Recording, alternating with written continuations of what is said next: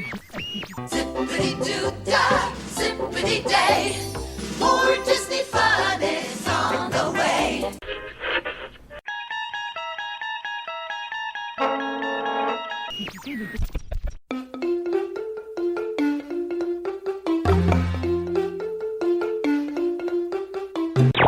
Enjoying the fun, it's here for everyone.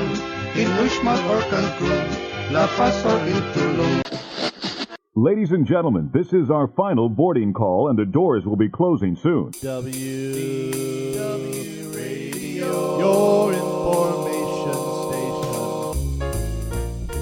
Hello, my friend, and welcome to the WDW Radio Show, your guide to the Disney parks and experiences. I am your host, Lou Mongello, and this is show number 804. And together since 2004, we've been sharing the magic of Disney here through the podcast, my weekly live video every Wednesday night at 7:30 p.m. Eastern, blog, events, newsletter, and more. You can join the community and find everything at WDWRadio.com. And on this week's listener email segment, we dive into your questions about Disney's hidden secrets, park planning tips, and maybe even clear up some Disney history mysteries. Be sure to stay tuned for a Disney Trivia Question of the Week for your chance to win a Disney Prize package. Sign up for my free weekly email newsletter to stay connected and not miss an update. And when you do, you can get a free copy of my 102 Things to Do at least once in Walt Disney World book. Please connect with me on social. I am at Lou Mongello. And if you're looking for a speaker for your event, conference, or for your business and want to leverage lessons from the Disney parks, or if you want to turn what you love into what you do, head on over to LouMongello.com. And if you like what you hear, and I hope that you do, please share the show and tell a friend. So sit back, relax, and enjoy this week's episode of the WDW Radio Show.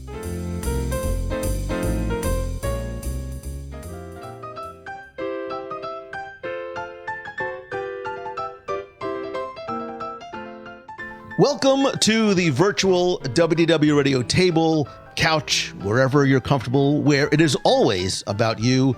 Over the years, I think that we have collectively grown and evolved and expanded in ways that I could not have imagined. But at its core, the show has always been and always will be about what we can share together, the creating magical memories, the experiences that you are a part of, not as just a listener, but really as family. So whether you're walking right down the middle of Main Street, USA, or in my case, on your way to Cabanas, or you're just dreaming of being there, the show is for you, with you, by you, and because of you.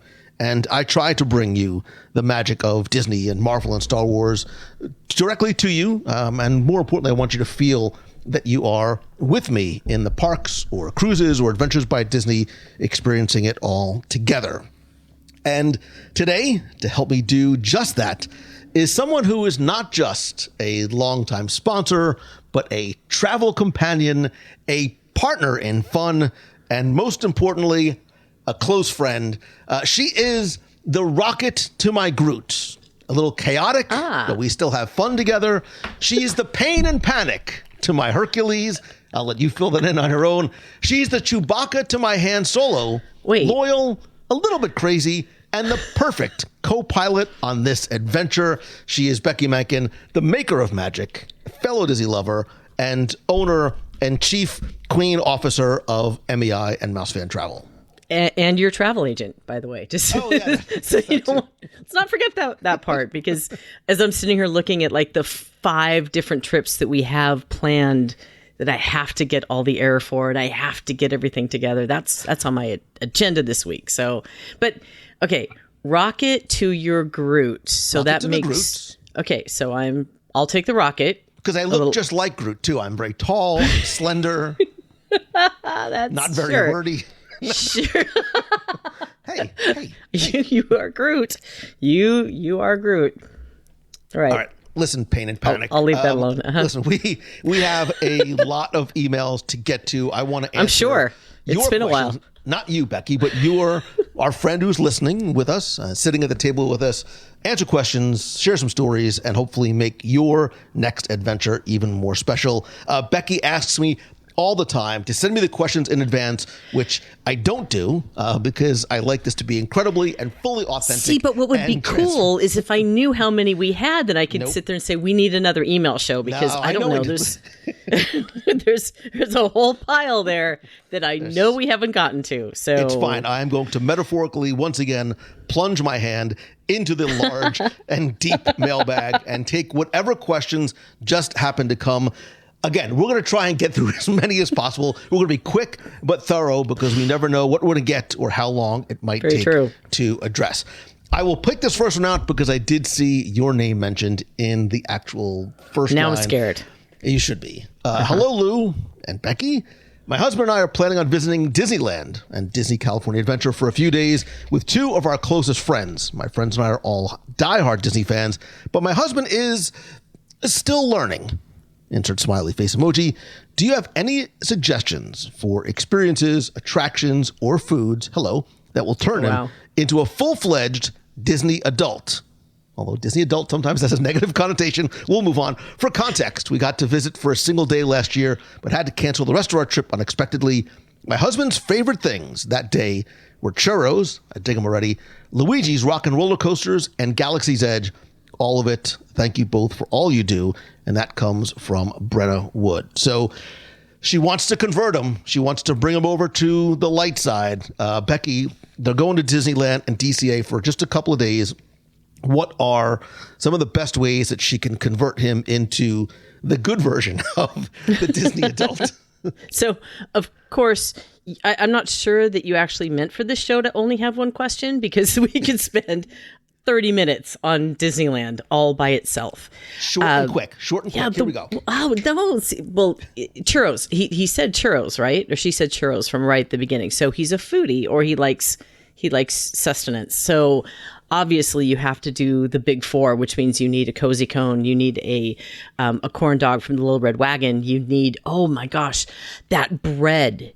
The bread. What's the bread called? The sourdough, sourdough bread? Yes, the one with the cheese and the tomato donkey stuff. No, you mean in Fantasyland next to the castle. What was that called? It was so Maurice's good. Cart. At Maurice's Thank Cart, you. Yeah. Yes. Oh my gosh. So how'd you not say chimichangas? It's fine. We'll move on. Okay. You know what? I still like the chimichangas, but after I discovered the bread, you go get your chimichanga. I'll go get the bread. We'll share a bite here and there. Look at all the foods that we're mentioning, like chimichangas, bread, corn dogs, cozy cones. It's why I have this Adonis-like physique. This is why we don't spend a lot of time on attractions anymore. We just go from food cart to food cart to food cart. I get my steps in just going from cart to cart. But that's the thing about Disneyland and California Adventure, is that they are so close together. It's easy to walk between the two parks, and there's a lot to experience, food included. You don't need to actually spend time waiting in queue and going on the attractions, although that's obviously part of the fun of being a Disney adult or a Disney fan. But you could spend the day in the park just wandering around the park and taking in the detail and eating all the food. So I think that you kind of have to tap into what he really loves. Find the things that he really loves and then point him in those directions. And between the two parks and Downtown Disney, you're going to find or be able to tap into the things that he really enjoys, and you bring them up to that level. So obviously we found food. Becky's like, food. I got it. Right. Food will keep you busy enough for a couple of days. Yeah, it definitely would. But just wandering around, the atmosphere is amazing. And if you go to Lamplight Lounge and you just sit and you have a cocktail on the outside overlooking the roller coaster and Pixar Pier, that's a great way to spend a little bit of an afternoon too, just people watching and not having to jump all in. But if he's a Marvel fan, you've got to get him right to Adventures Campus, because just being there and people watching, and the shawarma. See, I just pulled food in again. You could sit there, have your shawarma, and watch all the characters that come by and that entertain the crowds. So much to do without even having to get into a line. As you were talking, And as you were, and this is why we're friends, doing nothing but talking about food and drinking, it for some reason it made me think of this line from Animal House, which I love. Uh-oh. Fat, drunk, and stupid is no way to go through life, son. Well, yeah, food fight. We could do that too. All right, so I agree with 2,000% because it is about finding his entry point, and I love the fact that you want to help him level up and finding something, right? So you mentioned Galaxy's Edge and Luigi. So I think that Savi's Workshop is possibly one of the most transformative, immersive, using all the words that we use. If you are a Star Wars fan, or your dad, or your husband, or your kid, or your wife, whoever it is, a Star Wars fan, and you're able to do that, I think Savi's Workshop is one of the most remarkable and unique and memorable experiences. And you have that physical takeaway from it. And when I did it for and with my son, it wasn't about the lightsaber, but it was about building the lightsaber and having that experience together. So take him to Savi's Workshop. Take him if you haven't been to Oga's and Millennium Falcons. I think if he likes Luigi's Rock and Roller Coaster, I think he's going to love the Indiana Jones adventure, right? I'm sort of imagining he digs all this type of action adventure, sci-fi type of stuff. You obviously want to bring him over to the classics as well. And if you really want to make this a remarkable, memorable experience, and you're able to do that, maybe you want to add something even a little special to the trip. I would consider thinking about a guided tour. And Disneyland has a lot of different options that give you a deeper look into the history and the operations and the secrets that might just intrigue your husband enough and give him a new appreciation for the attention to detail, the storytelling, the customer service, whatever it might be, and really sort of help him on his own sort of make his eyes widen a little bit and get excited about going, and more importantly, for your sake, going back. And let's go back for a second. Luigi's, it's not Rock and Roller Coaster, it's the Rock and Roadsters. Right. That. Just want to make sure. It's two different things. I'm thinking, is there a new roller coaster that I'm unaware of that Luigi takes you going upside down? But yeah, still. I'm still thinking about chimichangas. So. Well, yeah. And then, of course, there's also Tomators, which is one of my favorite kiddie rides that is not a kiddie ride. It is definitely not. But if he enjoys kind of that slower pace of Luigi's, there's all kinds of choices there too. Tomater and so forth. But I think a lot of people have a misconception that if you go to a Disney park, it's all about the attractions, which is exactly why I'm kind of hedging in these other directions of people watching and doing other things and just enjoying the atmosphere. So there's a lot of choice. And yeah, I agree with you. I think that building a lightsaber is a unique experience and something you can't find anywhere else. So if he's a Star Wars fan, that's definitely one in play. The tours, absolutely. And then, of course, if you want to do World of Color and do a dessert party and have a table all to yourself and have some desserts and some beverages and watch World of Color. There's a lot of those special kind of make you feel a little bit behind the velvet rope that you're not, crammed in to try to find a viewpoint for the shows. Those are available at Disneyland as well. And if he's a foodie, we're talking about a lot of quick service, counter service, grab and go type stuff. Look into a possible sit down dining experience that might make him realize Disneyland is not just for kids, and it's not just hot dogs and chimichangas, although you should have to have a hot dog and chimichanga. But there are some elevated dining experiences that you could look into as well. All right, we have to move on because again, this could be an entire show. The next question comes from Rich Schmaltz, who says, "Hey, Lube and listener, since the first Obama administration, I've used your advice on several Walt Disney World family trips. I'm trying to find the most convenient, private, professional, clean service to get my family of 5, the youngest is 16, to Walt Disney World from MCO. I'm looking for something in between a luxurious stretch limo and a possibly stinky Uber. I have not been successful in the past. Mir Shuttle is not on our favorite list. If I had my way, we'd arrive in style." You just said Becky's favorite words. Yes. "With the new minivan airport service. Let me dream," he says. So what is the next best thing? Will Disney finally relent and bring back Magical Express? But really the best option is the vehicle that contains only my family and only my luggage. Thoughts? P.S. Yeah. I know it's unusual, but over the last 16 years, the show has gotten me through a lot of dark times. Wow. Thank you very much. Keep up the good work. All right. So, Becky, I know this is right up your alley. As soon as I saw luxurious, I'm like, well, whatever he's talking about, this is clearly for Becky. I'm all in. It's a family of 5 and he does not want to share. I totally understand. So there are a couple options for you. A lot of people do go, well, I'll just take an Uber or Lyft. You know what? And that's fine for some people. It works great. But if this is your vacation, you want to kind of start off something a little special. First of all, Uber and Lyft, you're running into a few problems. You have to find them for number one. There's also a lot of surge pricing that's going on as well right now. And you honestly don't know what you're going to get. So let's take that off the table. You don't need a stretch limo, although there's a lot of people that will go to that length because obviously if it's that special, they will go there. But the middle of the road right now there's a lot of different town car services that will get a Suburban for you. They usually fit up to 6 people and luggage. And that's probably going to be your most economical, best bet for somewhere between the Uber and the stretch limo. Now, if you're staying concierge at a Disney property, they have started doing minivans again, just for that group of folks. We're hoping that we will eventually see them open it back up so that minivans will also do the airport transportation as they once did before the pandemic.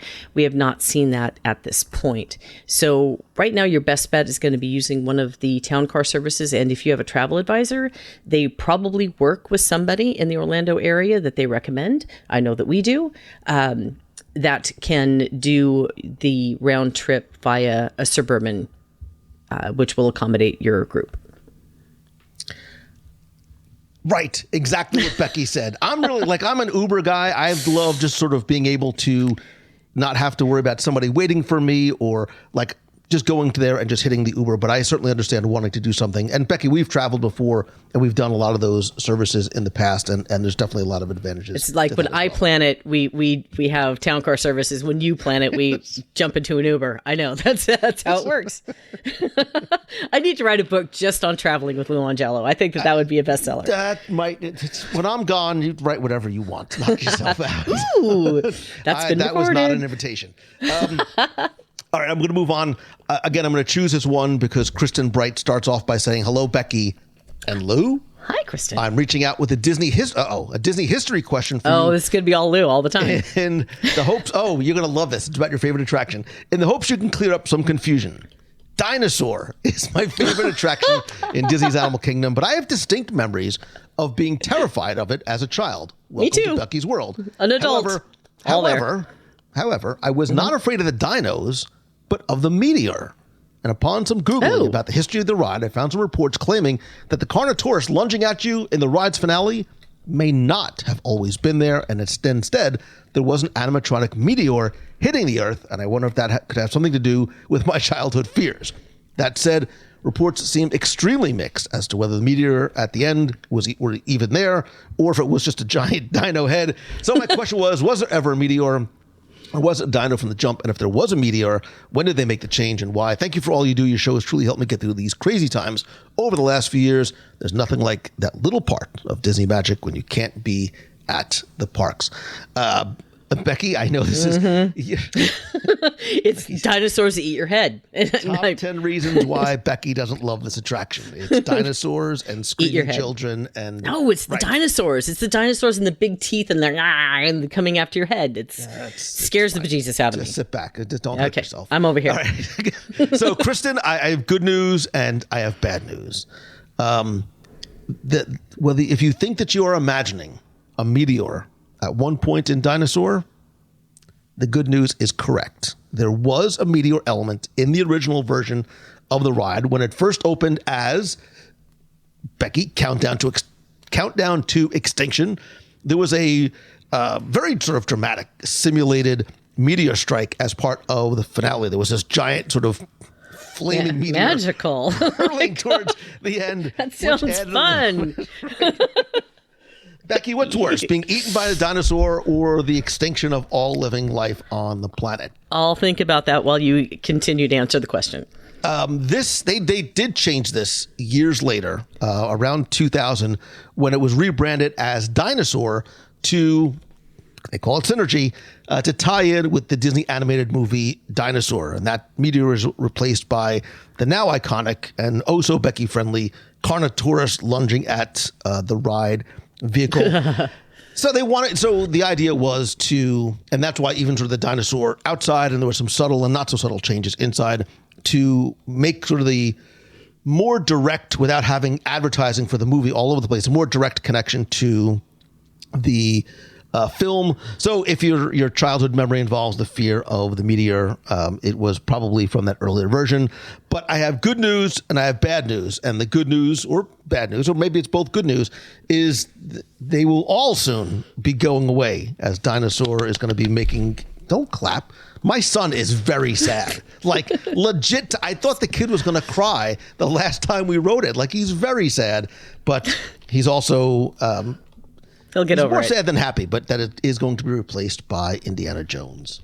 See, that's going to be what's cool. So I'm looking forward to that. That's why I'm clapping. Well, okay, there's other reasons why I'm clapping, but still, that's a great reason to clap. So yay.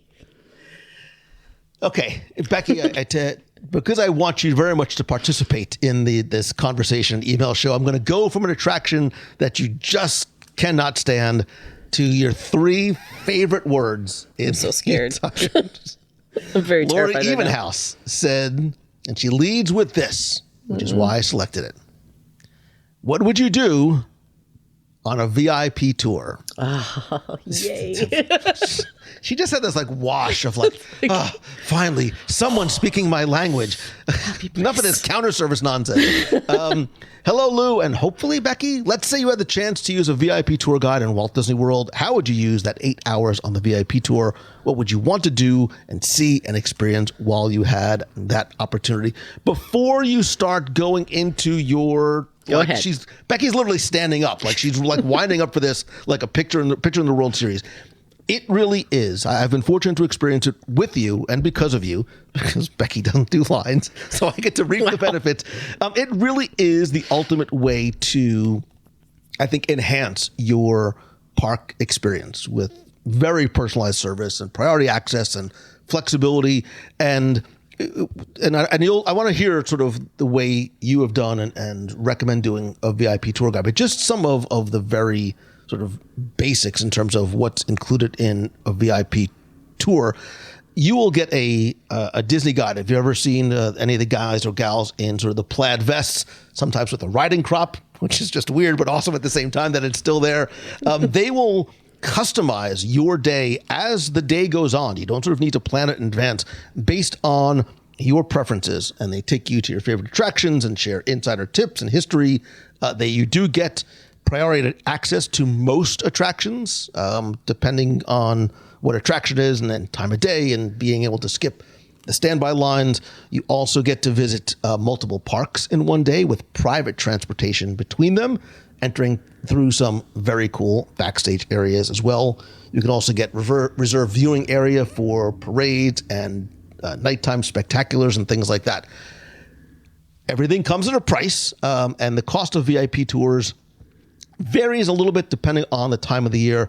It ranges from about $450 to $900 per hour for the group, which is up to 10 people with a 7-hour minimum, meaning if my mathematicals are correct, it could cost between like $3,100 and $6,300 for a full day, and it does not include park admission. So you need to have your own park admission. And then obviously gratuities are optional. A lot of people, I think, rightly so, tip their guides for exceptional service. So I think, Becky, it's a great way to have a very stress-free, very luxury experience in Walt Disney World, especially if you want to maximize your time. And if you do it with a group, it's not only more fun, but you could also spread out the cost. I know there's some sticker shock to it, but talk to me about your experience with VIP tour guides in terms of the ways to sort of maximize that experience, and then what you do in terms of recommending these for your clients. Oh my gosh! Again, this could be an entire short show. Remember, it could be an entire thing on its own.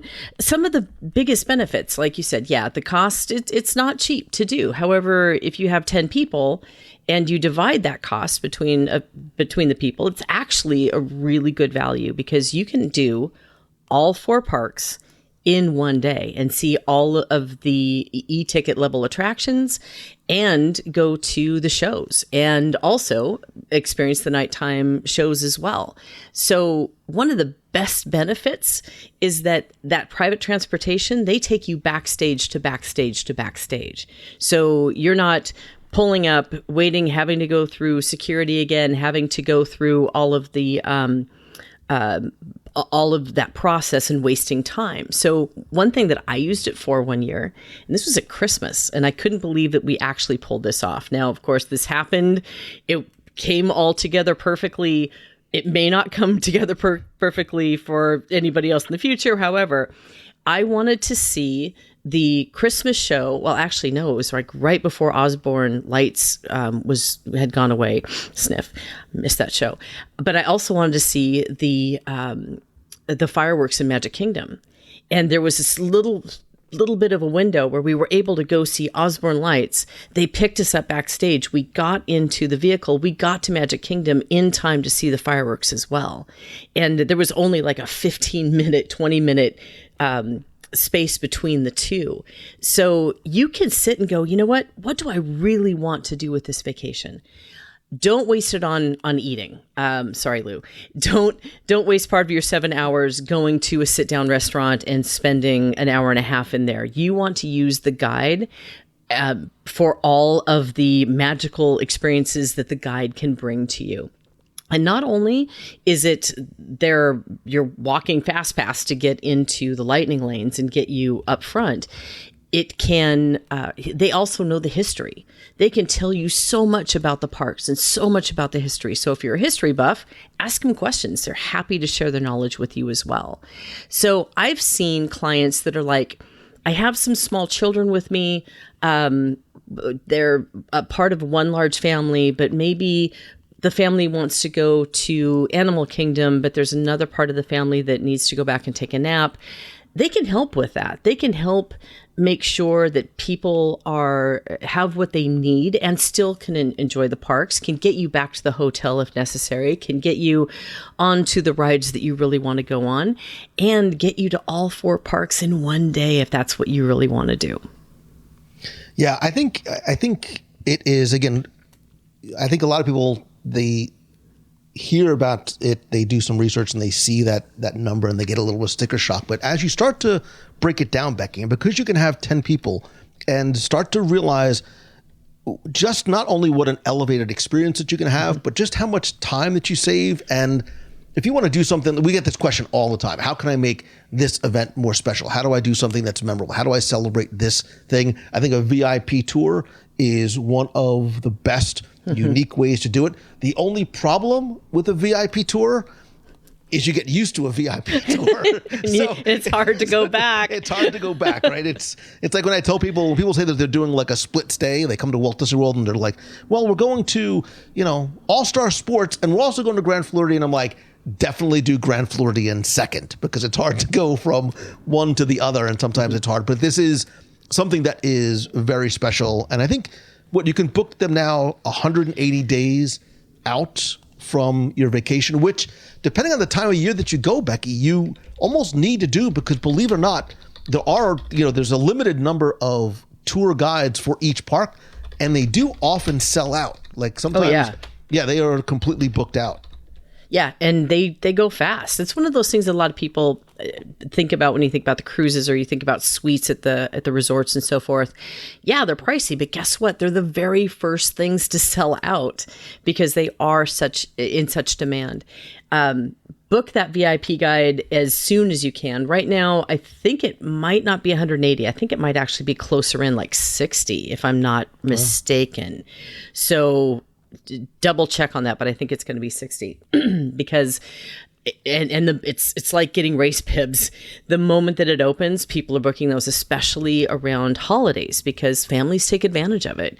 It's a great opportunity to not worry about doing all the planning. And what's great is you can talk to the VIP tour department before you even arrive. And they ask you, what shows do you want to see? What things do you want to do? What do you want to experience? So that guide can customize your visit to your family's needs and make it the least amount of stress that you could possibly have on a Disney World vacation. And of course, they do the same thing in in Disneyland as well. Yeah. You want to talk about an absolutely stress-free vacation and being able to sort of adapt on the fly. It's like change things around as you're going, you know what, we feel like doing this now, and that's fine. We'll get in the car and go, from here to here. We can go back to this park. We can go back to the resort, whatever it might be. So that freedom and flexibility. Can we go with you? We'd be happy to go with her, right? Listen, I mean, if you need somebody to fill in, a couple of extra spots, you should never. Don't VIP alone is my best. Yeah, exactly. Is my best advice. I think that's a great motto to live by. All right, I want to move on. I want to get to, I have a feeling this might take up the rest of the show. I was intrigued by something I saw in the top of the email, and as I started to read down, I'm like, this is perfect. Longtime listener, first time writer, writing in from Bangkok on my way home from Singapore. This is why I was intrigued. My son, wife, and I moved there recently from Philadelphia, and it has been a wonderful adventure. All I hear now in my head is one night in Bangkok and the world's your oyster. The bars are temple, but their pearls ain't free. Chess. Right I don't know what that means. Trivia question. Who sang One Night in Bangkok? It was from the don't show Google it. Chess. Stop it. Put your hands up. It's like, I don't know why I remember this all these years later. Murray Head. Yes, but it was from Murray Chess. Head. What's Chess? Whatever. Moving on. I wanted to pick your brain. One of our first big trips as expats will be to visit Tokyo Disneyland and Disney Sea. Yay. We are planning 1 day at Disneyland, 1.5 to 2 days at Disney Sea, and the last 1.5 days we plan on spending exploring the resorts. We're hoping to stay at the Toy Story Resort and then maybe the Miracosta, depending on the package that MEI and Mousefan Travel comes up with. Becky just rolled her eyes. We'll explain why in a second. Yeah. Do you calm down? Do you have, Becky's having like a seizure. Do you have any can't miss attractions, attractors, restaurants, etc. you would recommend for a mom, dad, and a 16-month-old? Any tips for bringing the baby? Becky just stepped out of the room. Anything we should skip? Don't worry. A trip to Tokyo, Kyoto, and elsewhere in Japan is on the one be on the list. Can't wait to explore the country of Japan itself as well.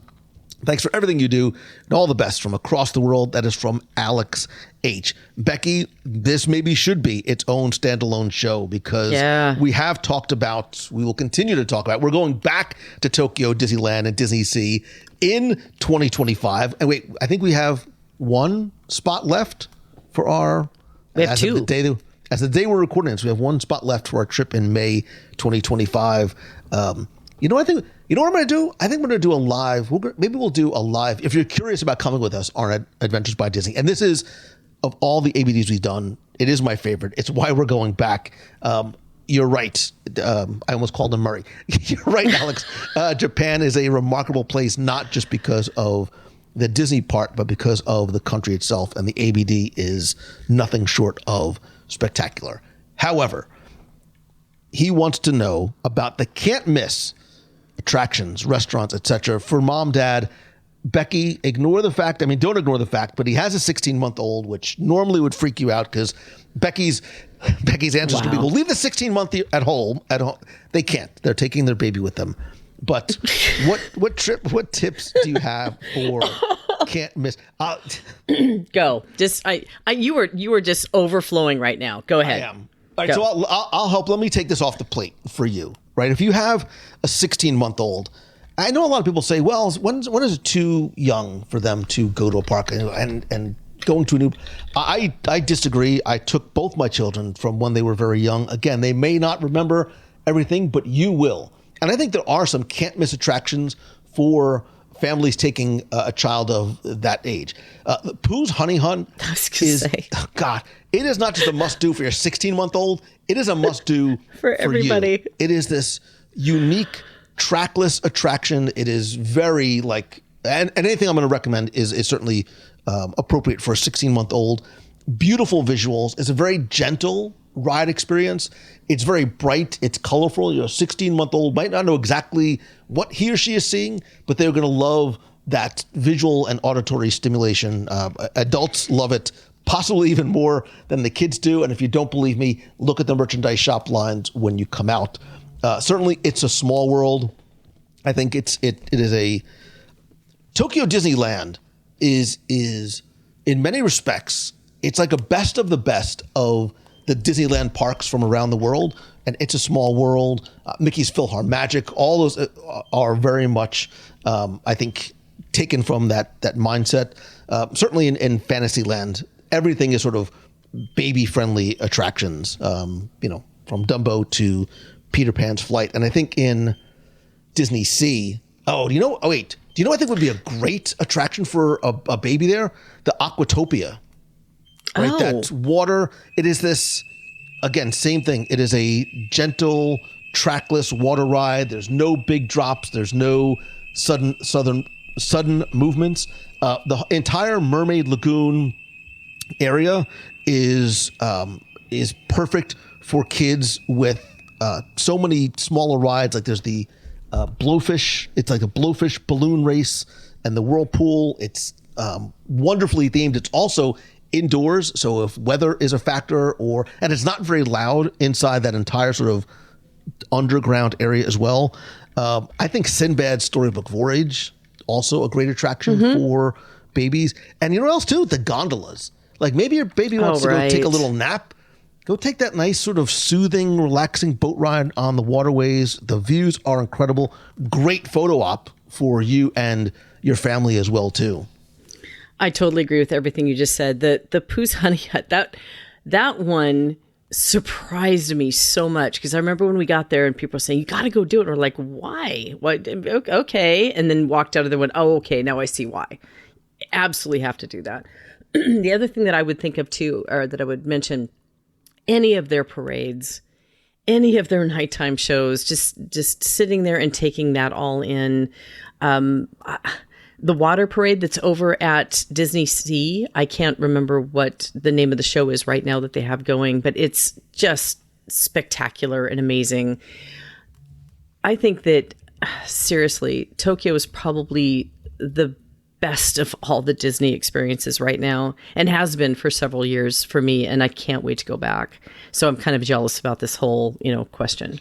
I think currently it's Believe Sea of Dreams, which is on, and the daytime and nighttime shows on the lagoon are amazing. I think they are the best anywhere worldwide, and we've seen pretty much all of them in the Disney parks worldwide. I think Tokyo is just on a completely different level. That being said, too, Becky, I would consider skipping. I'm saying this gently. I would consider skipping things like Tower of Terror, Journey to the Center of the Earth, and even some of the other areas where, depending on you and baby and stroller and things like that, there are some areas of the park, especially during certain times, that can get very crowded and congested, even in terms of getting into the park. If you look at some of the lines to get into the park before rope drop early in the morning, they can get very long depending on the time of year. I think I would, before I went to... I'm sorry, they do have Child Swap, though, available. So I wouldn't totally... Becky, you get confused. You think Child Swap is swapping your baby for an older child that can carry it. It is not what Child Swap means. It's something completely different. Wow. Okay. Rider switch. Do you want to call this? Let's do rider switch instead. Is that better? Do you feel better about that? I just don't want them to miss out on some of these awesome attractions. Like holding a baby. Like, I want to turn this baby in. It just screams too much, and I've just had it. Do you have something in a different model? A little bit more of a luxurious, quieter?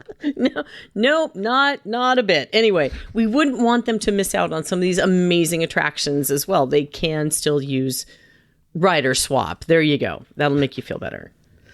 I would, and this is for, I think, any Disney park. I would also, like, before you go, and obviously you download the app and things like that, but I would figure out where the baby care centers are before you need a baby care center, knowing where they are in the park. So if you do need to go for, a changing station, a quiet area where you can rest and feed your baby, they're normally located by the first aid stations. But I think having that idea of, before you get to each of the park, any of the parks worldwide, sort of knowing where they are ahead of time could help make for, a better experience if and when you do need to go.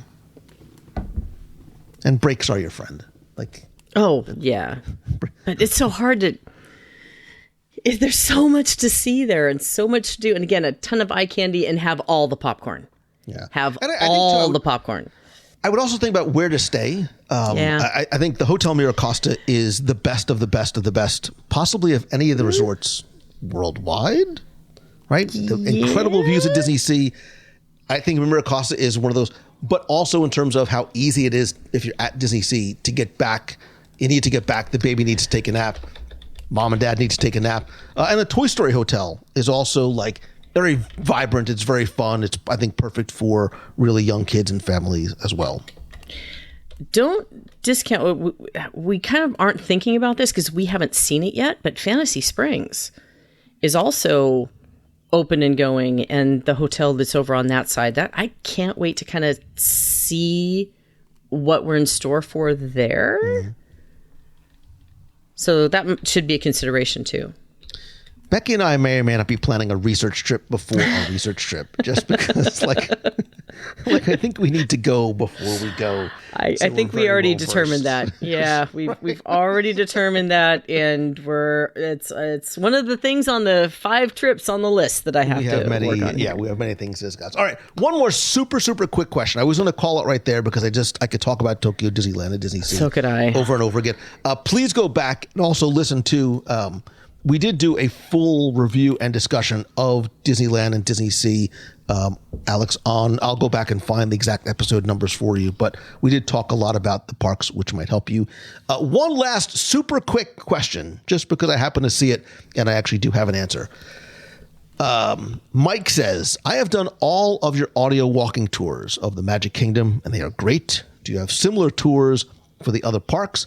Also, I haven't been able to find any of them on Apple Music, and that comes for Mike. So, Mike, you were talking about my audio walking tours, my guided tours of each of the 7 lands of Magic Kingdom. I was trying to just think as I was reading the question. I think my first one came out in 2008 on CD. Kids, look up, ask Jeeves what a CD was. They're like tiny little records on little pieces of plastic. They're great coasters now. Wow. Sorry, just... Where the idea was that you and I would be walking side by side, and I would give you a guided tour of the history and the details and the secrets of the fun facts, park by park, of the entire park, land by land. And especially if you listened in headphones, I recorded all the background audio in binaural audio. So if I was talking about the Swiss Family Treehouse, you would hear in sort of 3D sound as if we were standing right by the treehouse. If we were talking about an attraction, it would sound like we were on the attraction. And depending on where you are, sometimes there's some great background audio of, like, on Main Street, you'll say a little bit of the music and the clip clop of the horses behind you. I cut out all the parts where there was the screaming babies, but it would have made for a more authentic experience. So I did all of the lands in Magic Kingdom, including Mickey's Toontown Fair, may you rest in peace. And although the park has evolved over time, they really are sort of snapshots in time, but I think give a fun sort of history of the park. And again, it's as if you and I, 2 friends, were walking through the park. So it's a great way to sort of be connected to the experience when you're at home. And I know some people actually put the earbuds in and took the tour sort of in person as they went to the parks. Over time, they've been sort of on and off Apple Music. I will tell you to stay tuned because I will have a way for you to easily access all of them. My original concept was to do every park, every land, like break it down land by land and do all of the resorts as well. It was a little bit bigger of a bite of the apple than I thought it was going to. I did not think this out when I first came up with the idea in 2008, because writing an audio tour, for me, my experience, because I want to be thorough and very complete, and I have to make sure everything is accurate. Writing each of the audio tours, just to give you a peek sort of behind the curtain, writing each of the audio tours was like writing a book. And I have to take that book and I have to turn that book into a script. And I have to take that book and I had to script and I had to sort of whittle it down to be 57 minutes and 59 seconds because it had to fit onto a CD. And that was the entire length that it could be of a CD, which offered its own set of challenges. Later audio tours, once the technology caught up to what I wanted to do, I was able to do like a double CD, and I was releasing things digitally so I could make them a lot longer. Let's say, hypothetically, like it takes me from beginning to end, it would take me like a year to do the research, do the writing, even if it took half a year. Let's say it takes 6 months. If I did nothing else and just did the audio tours. And for those of you who know me, I spin a lot of plates all at the exact same times. I was going to say, when are you fitting this in? Because right. I know better. It's in some sort of like bizarro upside down world, if I was able to do one in 6 months, let's just go to Epcot, right? Let's take if I did an overview of Epcot, all the attractions, all the pavilions, I'm still going to call it Future World, all the pavilions in Future World, all 11 in World Showcase, that's ballpark 22 different CD audio tours. If it was 6, it would take me 11 years just to do Epcot. So, and then you'd have to redo it because every 2 years D23 comes out, announces new stuff, and then you have to start from scratch. Oh God, please.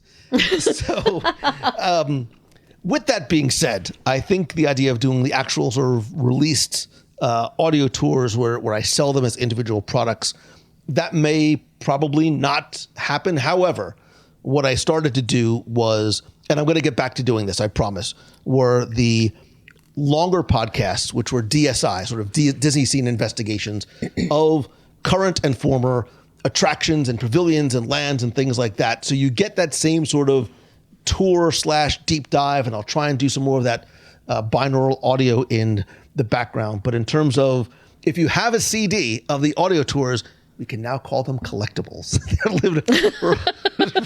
Because I no longer have shelves and shelves of physical CDs in my garage. So, Becky, which is probably a good thing. Becky, this is all news to you. Becky didn't even know I did audio tours. She's like, oh. No, I have a whole collection myself. If you don't remember. Do you use them as posters? Well, they're on the shelf.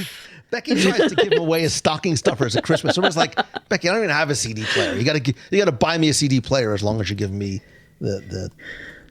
Well, you do have a lot of history. Are you saying that I'm old? Is that like a nice way to say, you know what, old man? No. You're still using the word CD in your podcast, and maybe that is at the first indicator. So. Yeah. Yeah. What was your favorite audio tour? Main Street. This was like, I just didn't need to. If you Googled, give me lands in Magic Kingdom, it's fine. Hey, no, it's look, fine. Mom, no hands. I'm literally holding up my hand so he can see that I'm not Googling anything for the heck of it. Because, Lou, Becky, listen, we still have, and I promise we're going to do, if you could just stay off a ship for 5 minutes, I promise we're going to record another email soon. However, for those listening at home, in the car, wherever you might be, I want to invite you to send your questions. And maybe what we'll do, Becky, is, it's taken me, we've been doing email shows for 17, 18 years, and I just thought about this. Maybe we'll do specifically themed email shows. We'll do a show about Disney Cruise Line. We'll do a show about Adventures by Disney. We'll do a show about overseas parks. So let's just pick one, right? You know what? Okay. If you have a question, if you have a question about anything, we'll still do it, but I'll also do a Disney Cruise Line specific show. So I'll put a call out in the clubhouse and to the nation and here on the podcast. So if you have a question about Disney Cruise Line in the coming weeks, months, years, whatever it might be, I promise we will get to the next email show is 2027. Got it. Disney Cruise Line specific show. If you have a question that I have not answered yet, I promise that I will get to it because Becky, the fun is just beginning. I don't just mean here on this podcast, but we have many more adventures together, many more shows together, and certainly whether people are going to World, Land, Cruise Line, Adventures by Disney, or any other destination on this big, blue, beautiful planet of ours, they can visit you and your incredible team of advisors over at mousefantravel.com. That's so true. Like you said, we do everything. Please know also that booking with us helps us support WDW Radio and Lou Mongello and his efforts as well. And right now, we're also giving a little bit of our profits to the Dream Team project. So that's going to happen for the next 3 weeks. So please, please, please book with us. Give us a try. We're free. We have no fees above and beyond what you're already paying if you're going direct. And we're happy to help you create and curate the vacation of your dreams. All right, Becky, close your ears for a second. Okay. You've heard me say all these nice things for so many years. I recommend Mouse Fan Travel because it's who I use. It's not just about their services, but it really is about the people, the incredible advisors, like treat you like family and family that they like, right? Coming from, let's be clear. They treat you like family that they like. And that is the family you choose. Right. There you go. And again, this has gone off the rails, but that's you want me to answer on an upcoming show, you can use the contact form over at WDWRadio.com or just email me, lou@WDWRadio.com. You can also follow Becky and her wild and wacky adventures to nowhere in particular. She is Becky Menken and at Mouse Fan Travel on all of the socials. And Becky Menken, if you could have one snack from any park worldwide right now, what would it be? Go. Oh, the spaghetti popcorn from Tokyo Disney Sea. Sorry, when we started talking about Tokyo, that's the first thing I thought was the popcorn. And remember the spaghetti tasting popcorn? It's funny because that's how we described it. It was called like tomato basil. Pesto basil something. But it was spaghetti. It was like eating spaghetti. It was so good. It sounds gross, but it was amazing. It was so right good. I can still remember it was right by Soren. But wait, the little green men, the little green mochi men. Wait, how about the queue? Wait, how about the queue of Soren in Tokyo? The mirror and the paintings? Dude, you want to talk about technology that will make your jaw drop. You're like, oh, I don't need to ride Soren. It's the same. You go to Soren just for the... There's very few attractions that I say go to just for the queue. Soren and Tokyo Disney Sea, you go just for the queue. That was cool. But the restaurant, the Volcano restaurant, cafe, the Volcania, what was it called? Volcania? Oh it's the only time I've gotten Becky to eat at a quick service restaurant, not once, but twice. In a row on the same trip. It was so good. And the views are amazing. Oh, yeah. Little green mochi men. I can't wait to go. WDWRadio.com/events. You can find out, get a free no obligation quote about Tokyo, about our ABD river cruise on the Seine, our trip to Disneyland, and depending on when you're listening to this, other events that we have not announced. What snack would you get? Oh, Becky, I don't have time. I really don't have time to go down this very long, very delicious road. We started with food. We're ending with food. Just one thing, one snack. Think of one little morsel. If it was your death row Disney snack. I can't. I love them all so much.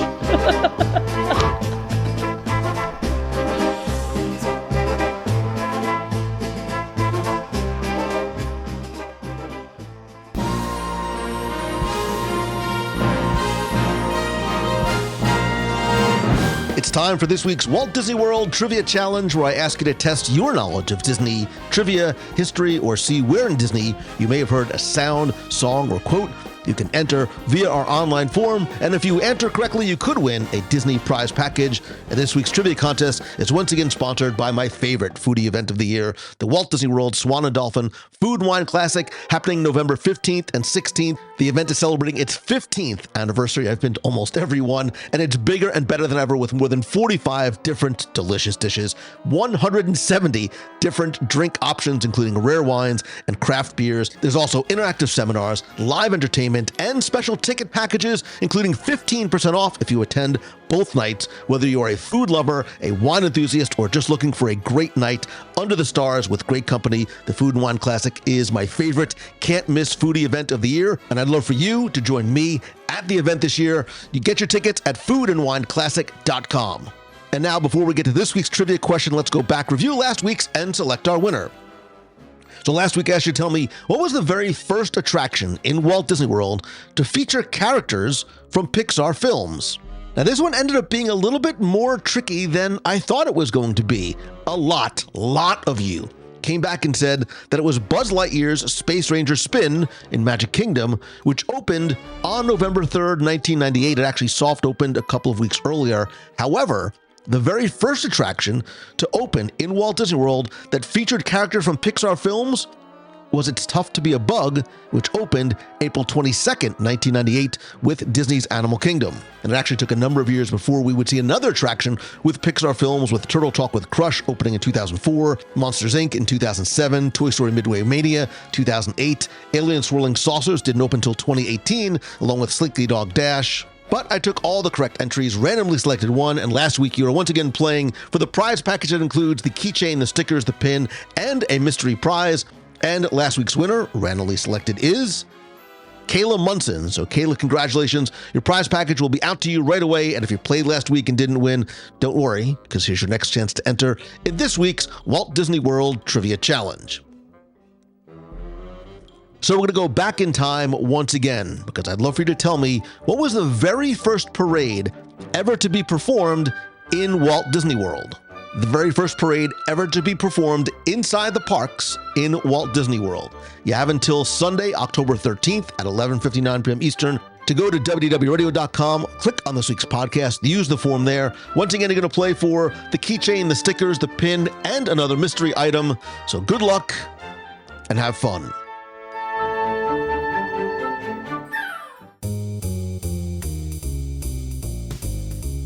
That's going to do it for this week's show. Thank you so much for taking the time to tune in this and every week. Just because it is the end of the episode, it does not mean it is the end of the fun. Come be part of the community and conversation over in the WDW Radio Clubhouse. It is our fun, family-friendly, free, and very welcoming community over at wdwradio.com/clubhouse. If you have a question, a comment, or just want to say a hello from the parks, you can call the voicemail at 407-900-9391. That's 407-900-WDW1, and I'll play it on the show. Please connect with me on social. I am at Lou Mongello. Join me this and every Wednesday night at 7:30 p.m. Eastern for WDW Radio Live on Facebook and YouTube, and visit our events page at wdwradio.com/events for upcoming events, including our Meet of the Month, group cruises, Adventures by Disney, and much more. And just a quick reminder that tickets to our Evening at the Tip Top Club 2, a very special, one-of-a-kind event happening on Saturday, October 26th, 2024, at a secret location at Disney's Hollywood Studios, are almost sold out, and ticket sales do end Sunday, October 13th. And what is our Evening at the Tip Top Club? Well, we are going to go back in time into 1930s Hollywood for a night of dinner, dancing, live music from the same band that performed outside the Twilight Zone Tower of Terror during Disney's Jollywood Nights last year. And of course, a few surprises that I can't tell you about just yet. Plus, you can come in your 1930s best, whether it's a tea gown, broad shoulder suit, fedora, or your Halloween costume, because it is just a few days before Halloween. Like I said, I am very excited for this event. It has never been done before, and we are going to bring the Tip Top Club 2 to you. And thanks to our friends over at Mouse Fan Travel, $20 per ticket is going to our Dream Team project to benefit the Make-A-Wish Foundation of America. To find out more and get your ticket, visit wdwradio.com/tiptop24. And I hope to see you there. And the best way to stay updated and get exclusive content is with my free weekly email newsletter. There's no algorithms, nothing to check. It is delivered to your inbox every Wednesday. Plus, you can get a free copy of my 102 Things to Do at Walt Disney World at least once book. Subscribe by going to wdwradio.com/subscribe. Thanks again to Becky Mankin from Mouse Fan Travel for joining me this and every week. And if you like what you hear, and I hope that you do, please share the show. Text a link to this or your favorite episode with a friend, and rate and review the show over on Apple Podcasts or Spotify. And if there's ever any way that I can help you, please visit LouMongello.com, see what else I'm working on there, including free resources to help you pursue your passion. Finally, most importantly, thank you. I love and appreciate you. Remember to be kind, choose the good, and have a great day and even better tomorrow. So until next time, see ya.